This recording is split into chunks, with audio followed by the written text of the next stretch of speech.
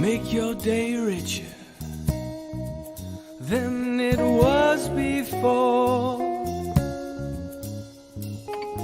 Got some good times knocking upon your front door.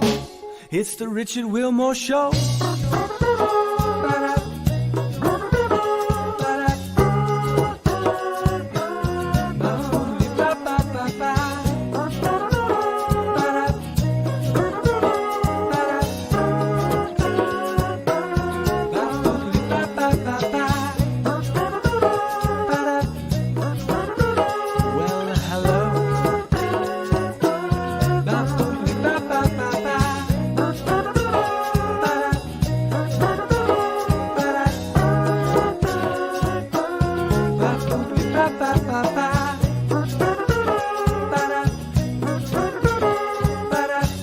Ladies and gentlemen, Mr. Richard Wilmore.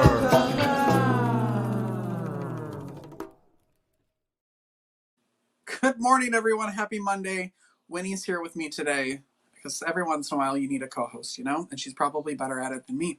Hey, while you're here, if you're loving the show, make sure you like and subscribe and share and do all the things no matter where you're watching, because it helps a lot and I appreciate it. So make sure you're doing that and share the show, because that's also helpful. I want to also say thank you to our new coffee sponsors, Steve, Mike, Lakin, and Miken. Those are our new coffee sponsors, so thank you very much. If you're enjoying the show and you want the show to continue, this is what she does. She just stares. I was telling Lorna, our guest before the show today, what she does during this, and the other one's about to come. We were talking about working from home. And this is what working from home looks like to me. But anyway, if you are loving the show and you would like to help support the show and keep it moving, you can become a coffee sponsor by going to buymeacoffee.com/Rich Wilmore Show.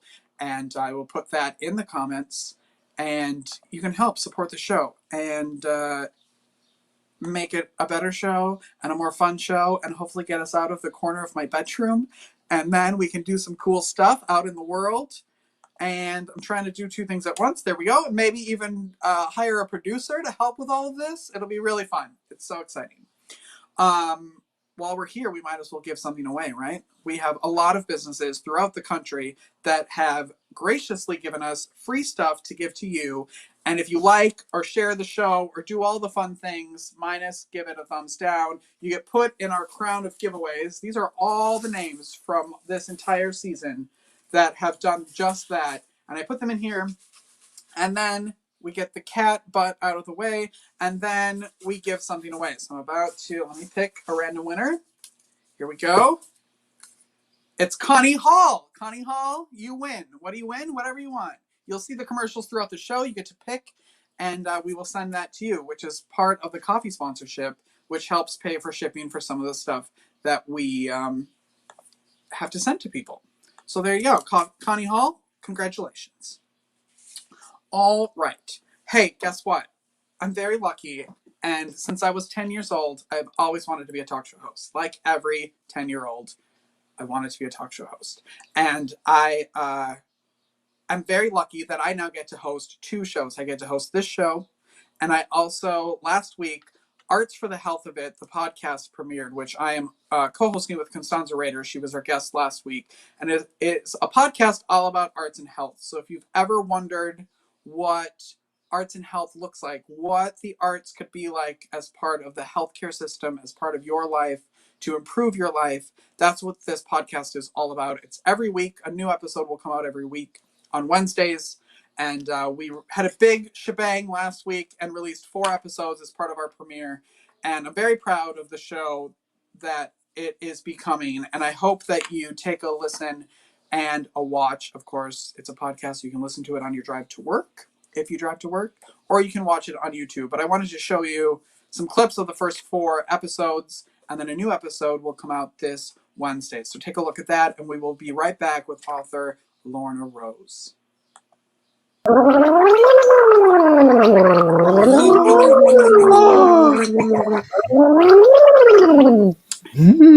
I think I'd like to hear the musician now. And Listen up, y'all. We here at Hearts Meet Art have started a podcast. It is called Arts for the Health of It. I will be your host. My name is Richard Wilmore. I'm your co-host, Constanza Rader. The first 4 episodes launch on World Art Day, April 15th. Our podcast is presented in partnership with the National Organization for Arts and Health. That's a really good question, because art therapy in of itself is quite a new concept. And then you add the transpersonal, and it's like, what? Being subjected to anything that isn't pleasurable, and when we're thinking about the arts, that we don't feel is really good and a delight, can actually be detrimental, right? I mean, it can be detrimental to our health. So like the cancer I have, it's something that like literally, in my case, affects like 1 out of every million children. It's not an environmental factor. It's genetic, and not even hereditary, but genetic. When you're isolated and when you're in depression, you're so alone. And even though the world is, I'd put on a mask and I'd get those kids to school, and I could do that, but it was so exhausting. By the time I got home, I would just lay on that rust-colored sofa and just... We feel as hungry to discover and learn and grow and innovate today as we did 30 years ago now, when this program began. I didn't have... I had no words. And really, I just had this like scream in my throat that couldn't get out. you're an answer to somebody's prayer. I mean, that's one of the profound things about this type of work. You have brought them this moment of grace. I think those times of transition in people's lives are a very natural place that people find the arts, because we've used the arts throughout human history to help return to find equilibrium. Because the arts shift our state of being. They help us relax. They help us feel better. It just feels good. And basically all I did as I went through treatment was lay in my bed in the back of my room and listen to the 25th anniversary of Les Mis over and over again, thinking I would be a great Valjean, which is still, of course, still quite true. Still quite true. Yeah, right.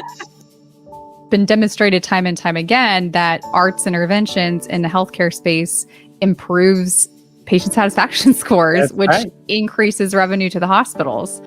So you have to be sensitive to everybody's culture. It's really taught me to listen and to really watch before I make an assumption that it's going to go my way. Never my way. It's who I'm serving, right?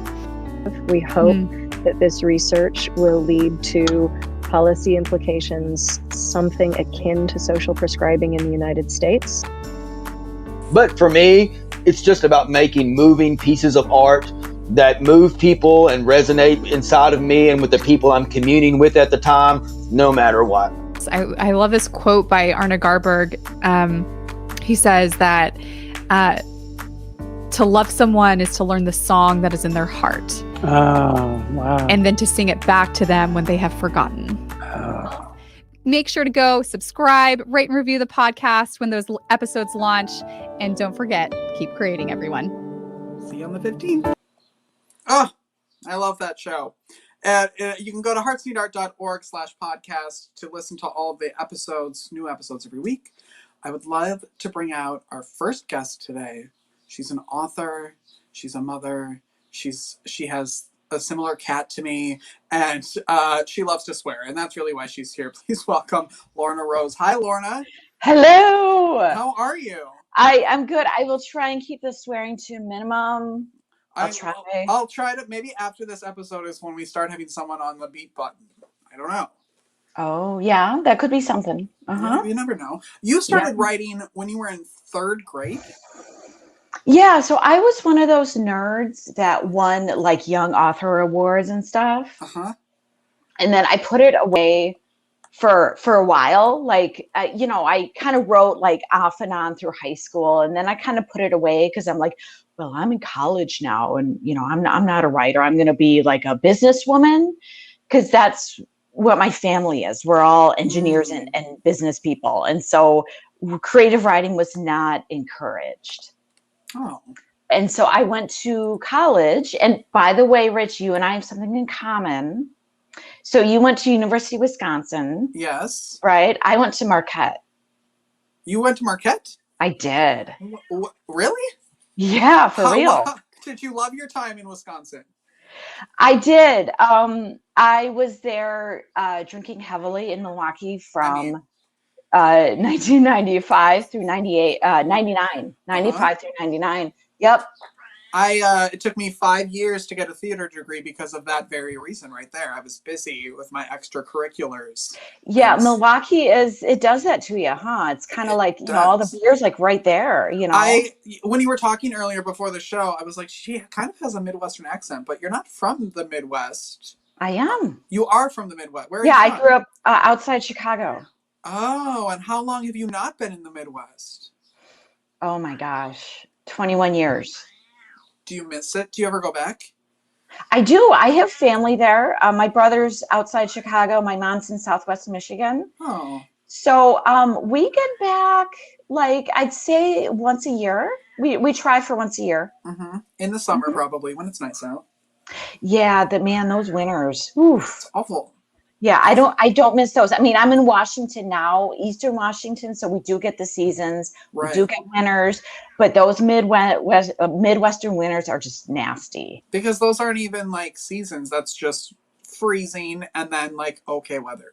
Yeah, and then the wind comes and it's just over. It's all awful. Over. It's awful. Yes. I now live in Texas, and I tell everybody I would take a Texas summer over a Wisconsin winter any time. It's 110 and I'm dripping in sweat, but at the same time I can still move. Yeah. And I can start my car. Yes. Here, I need to pick up the cat. This is the cat that Lorna has. We have the same cat. She's down crying. That's like my cat. Yes. What is your cat's name? Luna. Oh, that's a cute name. It is. This is Winnie. If Luna wants to come hang out, she can. It's a free for all here. She might. She might come on over. She might. So we could talk about Wisconsin forever. And you'll come back. We'll just do like a Midwest episode, and we'll get people with funny accents and talk. But yes, and I've tried to lose the accent. I've been trying for 20 years to lose the accent, and it's not going away. I've tried to say Wisconsin like a normal person, and I just can't. The O is like there. It's there to stay. How does a normal person say it? Now I'm trying to think of how I say it. There are certain words I won't say because I sound like I'm from the Midwest. I'll say Midwest instead of Wisconsin. Oh, interesting. Oh, you should own it, man. I've started to own it. My favorite thing in the world is when someone goes, "Oh, you don't sound like you're from Wisconsin," and I go, "Thank you." Like, oh, wow. Very hard at that. So I've worked hard to lose like the flat vowels. Like I'll try and say Wisconsin, but it comes out like sort of a British thing, and I don't want that. So, I don't know. Yes. O's are still awful for me. And words like, people still make fun of me for things like bag and stuff like that. Bag. Yeah, dude, was it time machines? Do you call them time machines? Yeah, ATMs. You call time machines. Yes. It's take your money everywhere. Yes. It's TYME. Yep. That is the weirdest thing, man. Well, there's a lot of weird stuff happening over there. But I was just there a couple of weeks ago to visit some friends, and it's a great, like, whatever. Wisconsin will kick me off of Facebook. I love Wisconsin and I love the Midwest. They're very good people there. Yes. I just don't want to live there. Only really because of the weather. If the weather was better, maybe, but it's not. It's not, and that's a fact. Okay, so you're writing in 3rd grade. Yes. You're winning things. I'm winning things. I put writing away for, oh my gosh, a long time. Graduated college, moved out west, started work at a large corporation, did that for the better part of the next 10 years. And kind of was like, you know what? Corporate America kind of sucks. Like it's just not for me. I'm not living kind of authentically. Like I'm not, this is not who I am. I don't know who I am, but I know this does not feel right. And so I was in Los Angeles at the time. And I ended up, this kind of could be another interview.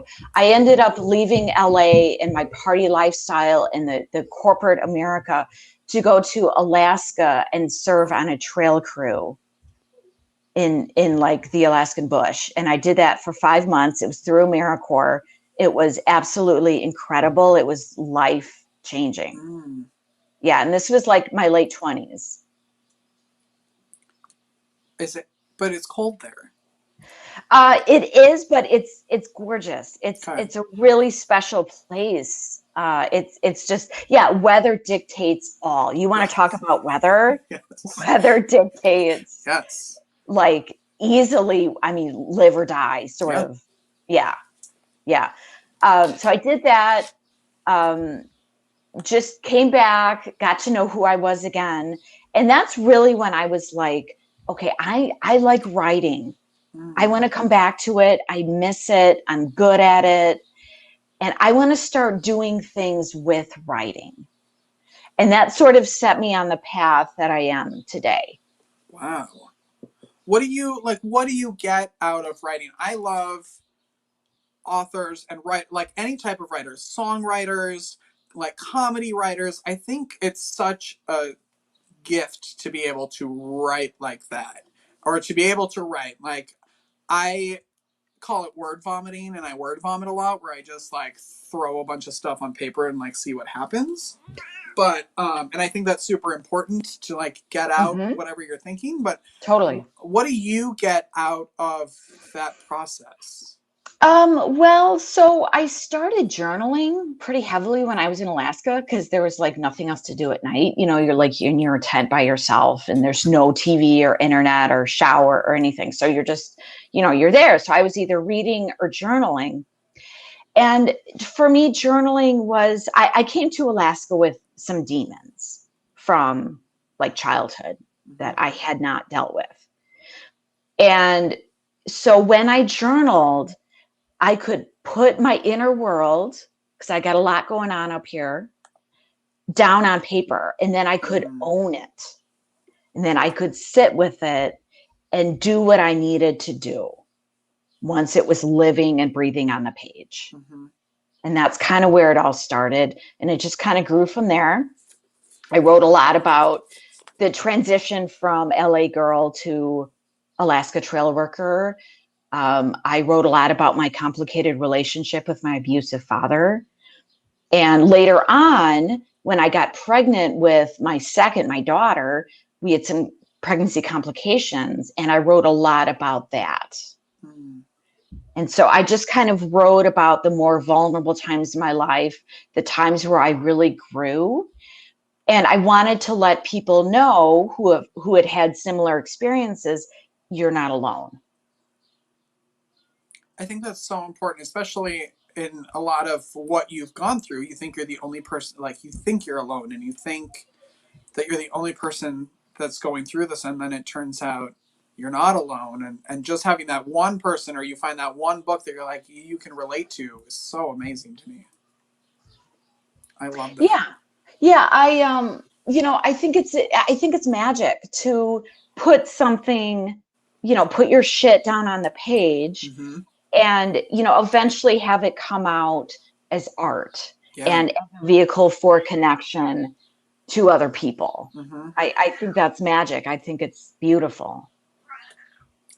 What are you hearing from other people as they're reading your stuff? I can't, on her website, she has like every article she's written, everything just the breadth of like what you write about and what you've experienced is kind of overwhelming. As someone who doesn't know you, I can't imagine what it's like to kind of live all of that, but then to be able to write about it and to make such personal stuff so public. I love that you do that. Oh, thanks. Yeah, it's a weird thing. It's this like irony, because I'm an introvert by nature, which a lot of writers are. And yet here I'm talking about, like my learning disability and, you know, doing ecstasy at raves and, you know, complications with pregnancy and growing up in kind of difficult household and all this stuff. And, you know, and today, I mean, I'll write about my kids who are both neurodiverse. I don't like the term special needs, so I say neurodiverse. But yet I don't like saying their names in public. And I totally understand the irony of that, you know, where somebody could be like, well, you know, you're willing to, you know, talk all day long about your kids, but you're not going to say their names, you know, like that's weird. And that's kind of a gray area. Mm. And that's one thing writing has helped me with is embracing the gray. Ooh. I feel like when Stacey gets on here, she's going to be like, oh my gosh, we should all be on here together. She's shaking her head down there. I see her down there like, yes. Yeah, embracing the gray. I feel like I want that as a tattoo. Yes, put my name next to it. Yes, when you of course. do it. I'll put it in quotes and like give you. Yes, I will. 100%. Yes. Thank you. You also, I want to talk about the nonprofit that you work for, because I think that's nonprofit work. I work for a nonprofit through the podcast that I was showing earlier is a nonprofit. And yeah, it looks really cool. It's really fun. I'm now talking to you here thinking, why are you not on the podcast as well? So we might have to double. Dude, please. Yeah. I'd love to. Okay. I'll send you an email. But tell everybody about the nonprofit you work with. So I work with a couple, but first and foremost is Right on the River.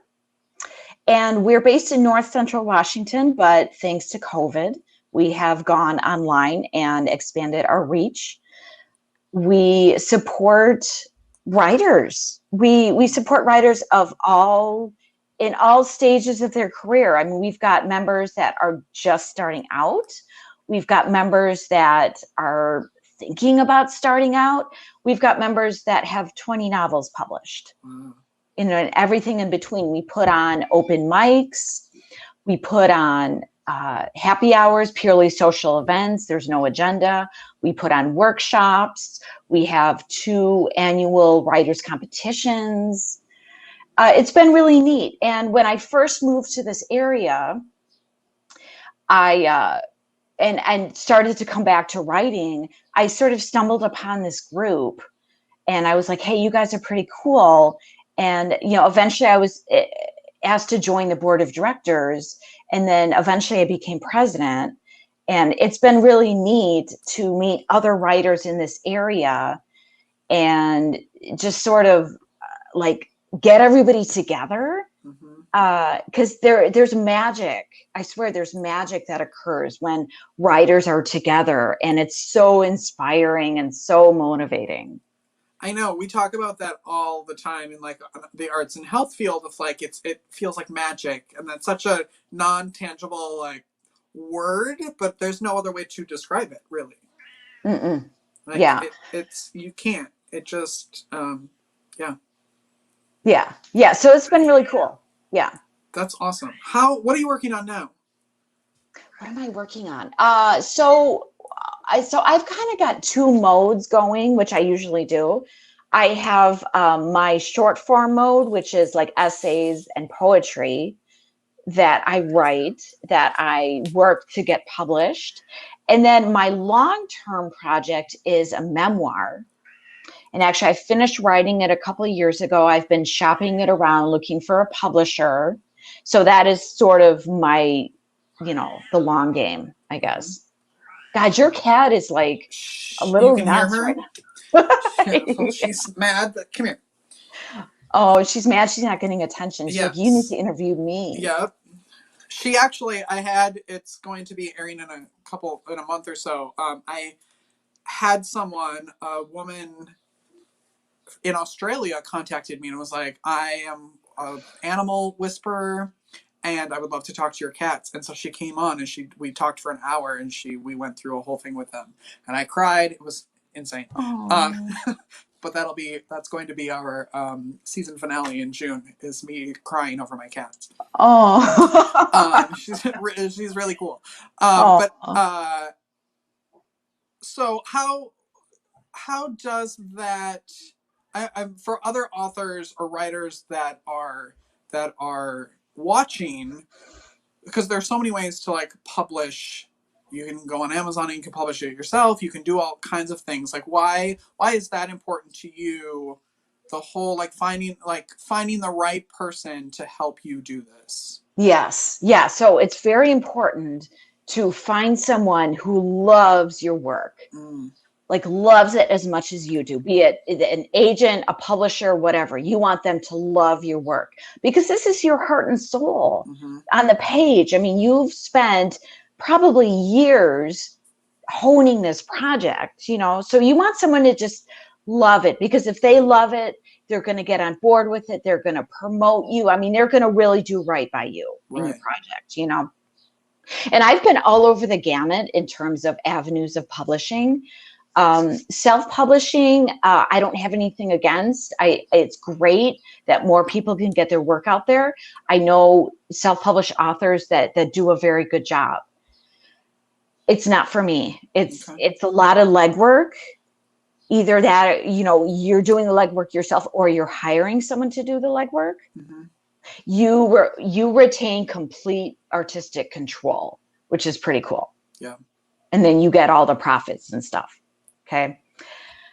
I tried off and on for 2 years to find an agent, like a big shiny agent in New York City. With memoir, it's really hard. Unless you were like Beyonce or Madonna. They just, it's super hard. First time memoirist, it's like next to impossible to get an agent. And I did not like the process of trying to get an agent. It felt like the rat race to me. You know, if you do all this stuff and there are submission guidelines that you need to follow to the T, because they're looking for a reason to say no. Yeah. And if you don't dot that I, they might just say no, you know? So I didn't like that power difference. I didn't like the lack of transparency that's inherent in the process. And so what I'm going now, I'm going after small presses. So like university presses, presses like Red Hen, Black Lawrence Press, Chronicle Books out of San Francisco. Presses like that seem more like my bag. Like I feel good about the process. I'm excited about the process. It doesn't feel like a slog. Yeah. Please come back when that book comes out, because I think you're a great person. I think you're fun. try. That's all that. Yeah, as long as we're trying, that's all that matters. Tell everybody about your workshops. I got scared because one of them has naked in the title, and I was like, "Oh boy, where is this going to go?" Oh my God! No, Stacey also turned for that. Stacey loves it. Yay! I get a thumbs up. Yes. So I teach a couple workshops. I teach. It's called Crafting Your Place, Writing Small and Writing Naked. And yes, invariably, I always have a guy at one of my workshops. And he always, when we go to the naked part, is the second part of my lecture. And I always get a comment like, "Oh, I thought we were really going to get naked." That's why I signed up. And yeah, pretty much. But no, we don't get naked. So I don't want to scare anybody off. Basically, what the workshop is writing small about big things. So like you want to introduce a character into your novel or into your memoir, or you just want to write something in your journal that's going to be meaningful to you. Write small. Start small. Start, like, for instance, I was introducing my mom in my memoir, and her and I have a complicated relationship. And I can't just say my mom and I have a complicated relationship. I honed in on something. I honed in on her handwriting, because she has really unique handwriting. And so that's what I talked about. And then too, it shows the reader. It shows the reader handwriting. And then I sort of panned back and zoomed out, you know, and talked about like bigger things, but you got to start small. I love that. Just that sort of kind of also good life advice. Just saying, kind of. How can people best support you? Buy my book when it comes out. Okay. Good. Yeah. No, just go to lornarose.com. I love doing this kind of stuff. I love to be on podcasts. I also do talks on raising neurodiverse kids, advocating for them. I've talked to parent groups about that. I've talked to general audiences. Of course, my writing workshops, I think, are the bomb. Right now I partner with other writing organizations to put those on.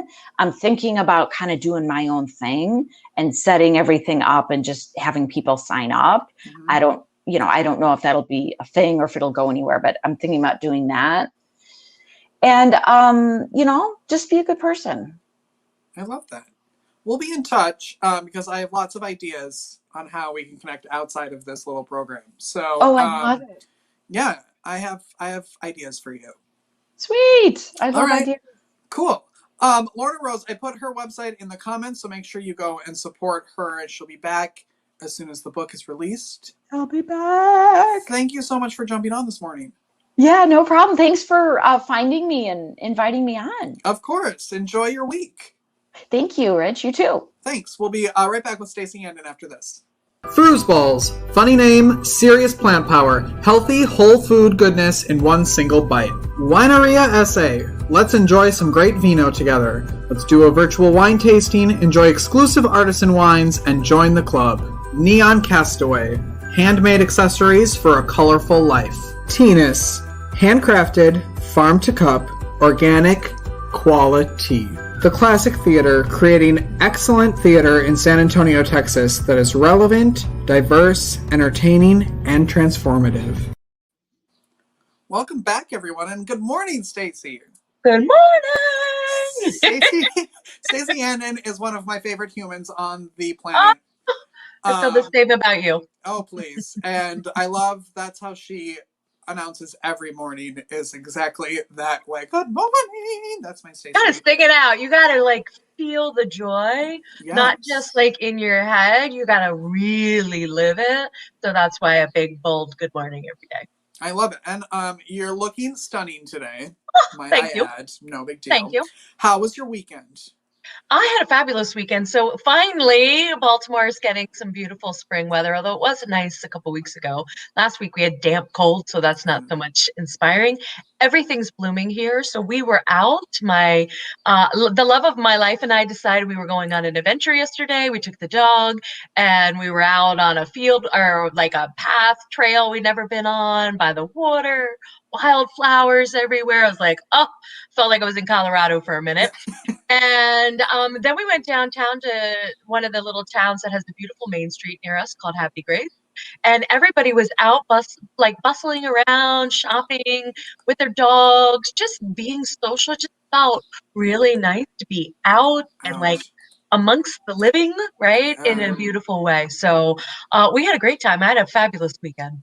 Don't you love, you've lived in Maryland for a very long time, and isn't it nice when you feel like you know everything, you know all the crooks and the crannies, and everything's kind of the same, and then you find a little gem of a place, and you're like, oh my gosh, I didn't know this even existed. Where has this been?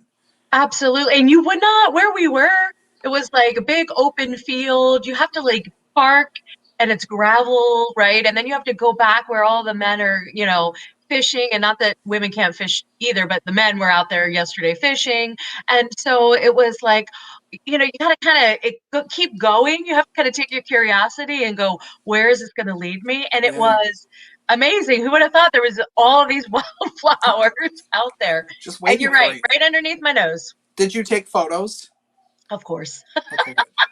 Good. And yet my phone is already full. So I also got a little nod from the person I was with. Stop overfilling the camera, because I do have a tendency for that too. I love that. Are you a person who, I'm totally this way, who's affected by weather. Like if it's gloomy and Absolutely. rainy, I am like, don't ask me to do anything because I can't. Yeah, I want to sleep in my pajamas when it's like cold or damp and rainy. However, I do like the change. I'm not against, any of the weather. It just reminds me, just like humans, we are not always in the same state, in the same mood, in the same thought. And I always think like rain is a reminder, like just to let things keep flowing. So if you've got some emotion that you've been holding on to, just like let it out. So I'm not I don't mind a rainy day. You might not find me outside. Depends. Right. If it's warm and rainy, I'll be out there with my rain boots. But if it's cold, I want to be inside somewhere warm. And one of the many things I've learned from Stacey over the years that I've known her is to allow yourself to be okay with not doing anything if you don't want to do anything. Like we have such a go go go, and I have to do this, and I have to make sure this is getting done, and then we end up burning ourselves out. But you embrace that, like, no, I don't want to do anything today, or I can't do anything today, and that's okay. Yeah. It's funny. I started that practice even more deliberately a couple years ago during the holiday season because I found I was so overscheduled, right? Like you have 3 events on a Sunday or like you're just going from one thing to one thing. And it just felt like by the end of the year, we're already like, instead of just being able to relax and enjoy being in the holidays, it was like this rush to get it done because we were just exhausted. So I made myself I don't like the word rule, but I made a guideline around Sundays. And I said to myself, I'm going to stop scheduling anything, even things I want to do. Nothing gets scheduled on a Sunday. I did it for 4 Sundays. It was so liberating that I decided to adopt the policy. Like I've been doing it now for years, where if I get up and we get up and we want to do something, absolutely. But there's no, that pressure sometimes, or that feeling like, oh, I got to get up and be somewhere. I got to do this. I just wanted one whole day where you didn't have any of that. Nothing that you had to do, supposed to do. You could just allow the freedom of the day, and wherever you found yourself, like if you just want to snuggle in and, dive into a book or a Netflix, or you wanted to cook all afternoon, you just allow kind of the life to co-create with you rather than us so scheduled and so again so busy the rest of the time. Right. Well, and I how do you get out of the like guilt mindset of that? So here's the beautiful thing. Our minds are wired to constantly make meaning about everything, every little tiny thing. We don't actually have to believe it all. So it can offer it up as a thought. And most of us have been programmed, right? Very much socially to do things either for other people or because we feel like we're supposed to. And I just always feel like if you feel that feels draining, that thought, that feels like you're like, I just don't believe we're meant to be in those energy systems. So I just notice it. No judging, just get curious about what your brain's offering up. And it's like, okay, how's that working for me? If I want to sit here and feel guilty, then usually what happens is I end up like scrolling on social media because what I really want to do, I'm not giving myself permission to do.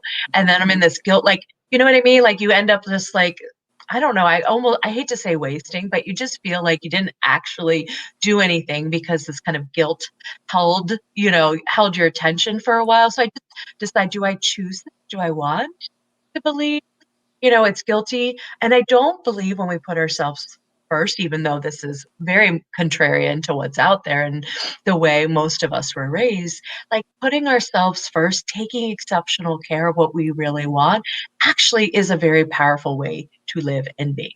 And I think you can be kind about it. Doesn't mean you're going to turn into a jerk. And that's what most of my clients who work with me is like, oh, if I really do what I want, am I going to turn into that person that, nobody likes? Yeah. And the answer is probably, well, not if you remain a good person. Yeah. Right. And guess what? It's okay to disappoint people. It's okay. None of us haven't been disappointed, right? We've all experienced it. And that's all right. Because what happens when we make those choices, then we give other people permission by choosing ourselves. Hey, choose what you want. If That's not, so true. want to go and do whatever blah blah is X, Y, and Z. Like, let's come up with a different plan, one that you want, one that I want. And I just feel like that's how you connect more authentically. I loved what Lorna was saying about authentically to who you are and what you actually want to be doing here. Yeah. Yes, this is why I have people. This is why I have this show, because then it's like free therapy for me, and then I learn from everybody. So I just sit back and go, here, talk, and then I just take notes the entire time. Can we talk about intuition for a minute? Yes, I would love to talk about intuition. And it relates to exactly what we were talking about. Because I do believe all of us are highly intuitive. It is not something, and I'm a former teacher, it's not something we really learned or expressed in school. Most of us didn't play with our intuitive gifts. Sensing something before it happens, getting kind of that feeling about whether or not, I want to do something or not. It's just having that knowing within us. And it usually expresses itself through some type of sensory thing. Sometimes people get a sense of it through their vision, or they get that knowing in their body. And we all have these gifts. And I just feel like most of us, because again, we've been trying to do what we think we're supposed to be doing, rather than kind of coming back in and going, oh, I got my own GPS sitting here ready to share information about, is this really a yes for me? Is this really a no? Using your intuition, because I think most of us, myself included, we've like crowdsourced our life, right? What do you think I should do? And what do you think about this decision? And a lot of us have, again, little decisions, big decisions. We're nervous about making the right choice. And so what I do in my work in the world is really helping people reconnect with intuition, because you have this beautiful advisor and this wisdom that will offer you information about whatever that is. Whether, again, what do I want to eat for breakfast, or do I want to change careers at this point? And it's not tied to the head, which has a lot of thoughts again about, oh, you can't do that, right? A lot of things that are tied to kind of the fear of making a choice or decision and worrying about whether it's the right thing based on what the world thinks is the right thing. This is like, hey. And I mean, we all, like, we know we have it to a certain extent because we have that gut feeling when something happens, and it's either you listen to it or you don't, but that's just such like a small piece of it. And knowing that we all have that, but some people listen to it more. Is that correct? You know what? I think so. It's like whatever you give attention to, right? If you're a worry person, which I used to worry in my 20s all the time. So I fed worry, worry, worry. I was just walking around in like a ball of stress for like 10 years. Then when I decided, hey, I'm going to start listening, right, more, it was always there, but I'm going to start actually being more intentional about it. It was like, whoo! It was like I lit up like my own personal signs and messages that just wanted to come in. It's not about telling us what to do. It's about, again, giving us information that is not coming from some other opinion or belief that's outside of what really is best aligned for us. Right. It's not an outside source. It's actually like trusting yourself. That you should go to accounting school and do this because you'll make a lot of money. I had a client one time, right, that was their belief, but they wanted to be a photographer, an artist, or what have you. It was exactly like what Lorna was saying earlier, right? She tried corporate. She felt, okay, I had to do this, and she got the messaging. And then in her heart was so tied to being a writer and sharing stories and making meaning for people doing that type of work. It's like, can we be brave enough to really listen to that? And it's always here with us, and it wants to share. Maybe not the plan we think, because, right, we would love the like, hey, tell me how this is going to work. Look into my crystal ball and tell me. Yeah, Yes, that's yeah. how intuition works. But it will say, hey, let's talk about what the next right step or best step or however you want to describe it is for you in this moment. And it takes a snapshot of everything going on because the world and who we are changes on a minute by moment basis. So what could happen 5 years from now or 10 years from now isn't already predetermined. We get to be in flow with it. Mm-hmm. Yeah, and it's listening to it, and because it can be scary to be like, what if I listened Absolutely. to what this is saying? But how could life be if we listened to ourselves more and trusted ourselves? Is that a question or was it rhetorical? It's both. My I life guess. has changed dramatically. Yeah, I using mean, it. I know your answer to it. Yeah. Yes.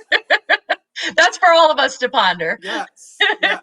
But tell everybody about the School of Intuitive Magic because it sounds very Harry Potter-esque, but I also kind of want to sign up. So tell I everybody know. I how to want you to enroll. be in this program. So over the years, I've always had intuitive gifts. And like I said, I believe everybody on the planet has.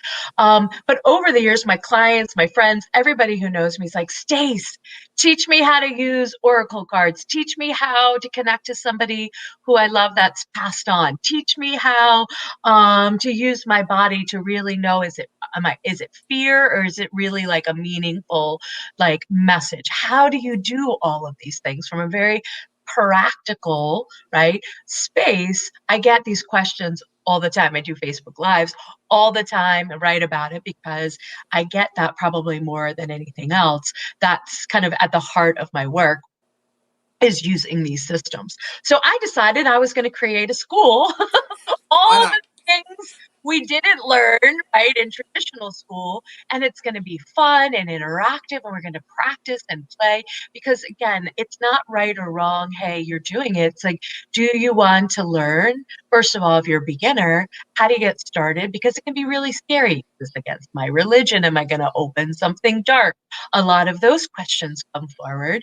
And then the people who have been practicing for a while and they want new ideas or some guidance, or they want to practice with, again, a group and a community where it feels very supportive and loving. It's like, yeah, let's try that. Let's play around with that gift in a way that isn't, you're not bringing this like, again, traditional school, well, you either got the A or you didn't. This is all about just deepening our own understanding of ourselves. So is this like you can sign up anytime? Is there a start date for this? How does So this work? this program is starting May 7th. It's on Wednesdays for 8 weeks. So it's 2 months, and each week is a different topic, and then there's practice. There's a VIP experience. So if you want to do this with me as your coach, you can also choose that option as well. I just feel like this is just the beginning, Richard, for like my this, whatever this is like, get in on the ground floor and have some fun because I think it's just going to continue to expand as we all have used all these other systems and it's caused us a lot of stress and worry. I want all of us to kind of take back our own power and create and be powerful decision makers using the things we already possess and know that we just haven't learned or picked up on, or it has been kind of, again, maybe has been in my experience, my family is like, ooh, don't do that. We don't know what that is, so don't do that. I hear that 100%. Yeah. Yes. Yeah. I don't even know. Like, I'm sort of tearing up listening to you. Stacey is one of those people that like she'll randomly call me or we'll jump on a Zoom together, and she has truly, for those watching who are like, I don't understand, and that whole like magic, like truly changed the way I think about life and the way I think about myself, and I'm a completely different person because Stacey's in it and is constantly yelling at me. That I don't. Whoa! Wait a second. Yelling. She's not yelling. My yelling is a different version than actual yelling. But she's always you sound like the love of my life. You're yelling at me. I'm not. No. She's always in my ear. Like there's multiple times every day that I do something or think something, and I'll go, "What would Stacey do?" And that's sort of like, what would Stacey tell me to do? How would Stacey talk me through this? And it's usually my gut that's like, yeah, Stacey would tell me to go with that, you know, like, Yeah. I don't know. You're an amazing person. Thank you. And I don't want to cry on my show again, but you have my show would not be a lot of what it is without you. So Oh, you know what? But you know what it is to me? I'm kind of the channel, right? Or the messenger. You have this profound intuition. You have this beautiful purpose to make all of our lives richer. Every time you show up, wherever you are on this show and all the other places. And so it's like part of, I think, our work in the world is believing that we absolutely all have this. And so the intuition helps kind of strengthen that confidence. So when you're thinking about me, you're really tapping in to what does the Richard who absolutely is in my corner, who knows I've got this, what would he say in this moment? And people use me all the time, which I love. That's wonderful. People are like, oh, I thought about you in the shower, my shoulder, or whatever. I'm like, wonderful. But at the heart of that is you're connecting to your own wisdom. So if I'm helping people connect to that so that they can choose more joy, they can choose to make decisions that don't feel like you're trapped in it because you have to. Like, to me, all I want on the planet is for people really to be true, because when we are being in truth and love, then again, we have this beautiful, amazing planet where we're not being run by fear and all the other things. Yeah. I thank you for being on today. Always. I love you. We could be on for hours. We could be on for hours. Now that we figured out how to go live together without exactly having awful audio issues, we can do this every day. If you don't do anything else today, make sure you join Stacey's group on Facebook, because she goes live all the time, almost every day, correct? Almost every day. And if you're curious about intuition, but you're not quite sure, come just like hang out on the edges of the group and see what it's all about, because it's a very safe and supportive community there. I will not drag you out and make you do anything that doesn't feel safe or comfortable. Yes. And I love, I'm a part of a lot of groups and I manage a lot of Facebook groups. I have never seen such a community in a group more than the group you've created, and the willingness that people share and the conversations that happen there. You don't find that everywhere on Facebook, and it's such a special place. So I hope people request to join. It's not an open place. You have to be cool to get in. But I got in. Yes. Show your coolness. Yes. That's it. That's all it is. Stacey, I put the link in the comments so you can go check out the School of Intuitive Magic and everything that Stacey's doing. Follow her and love her as much as I do, but please don't steal my friend from me. So you can follow her from the distance. Stacey, Andon, thank you so much. Oh, thank you. Always. I love you. I love you too. I'll see you later. Take care. Oh, she makes me so happy. There's just like knowing she's on the show, like I get tingles.